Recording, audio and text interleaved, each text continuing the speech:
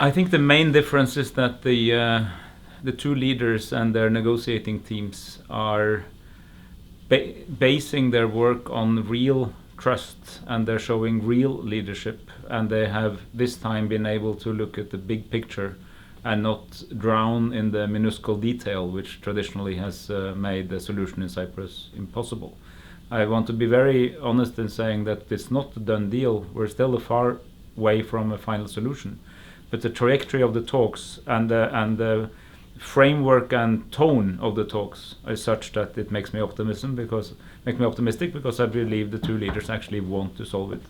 And the Cyprus problem is not insolvable. It is actually reasonably easy if you accept that you have to make some compromises on the known issues. That is the nature of the new state, the how to deal with lost property, how to deal with citizenship issues and so on.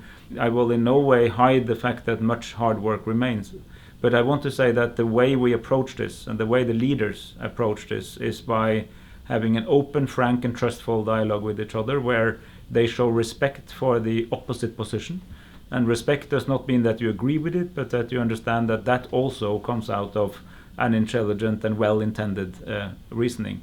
That is different, in my view, from what has been happening in many other cases, and that's what makes me optimistic that this may actually work.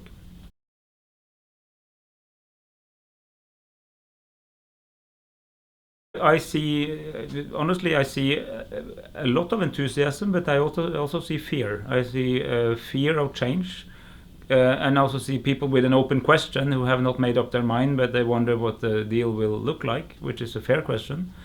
Because I always insist that at the end of the day, the people who will decide are all Cypriots. Every citizen of Cyprus, of either side of Cyprus, will have one vote. But I also see hope and enthusiasm, and a lot of people who've been in this game much longer than me also tell me that there is more hope than in a very long time. And one of the expressions of that is that new associations, organizations, initiatives are popping up in several places because people actually want to support and encourage this. But I would say even more importantly, not only encourage the leaders, but actually also put in their view and their position, because at the end of the day we are creating a new constitution, and the constitution is not only about how do you deal with relationship with Turkish Cypriots and Greek Cypriots. It's also about human rights, about rights of women and men, sexual minorities, rights of the place of religion in society. There are many other issues that will eventually be part of such a conversation, and that requires an engagement by citizens.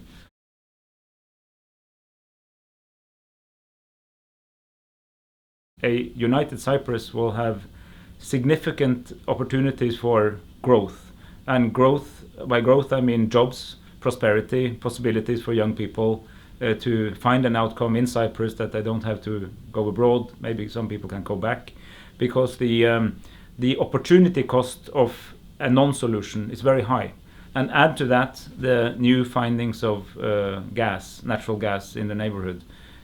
With a political solution in Cyprus, you would have a significant opportunity to use that in the benefit of all Cypriots. Without a political solution, we know from history, recent history, that there is hardly anything worse than to moving into an hydrocarbons economy when you have a deep political division. So there's a strong argument in favor of a solution and a strong argument against maintaining a non-solution.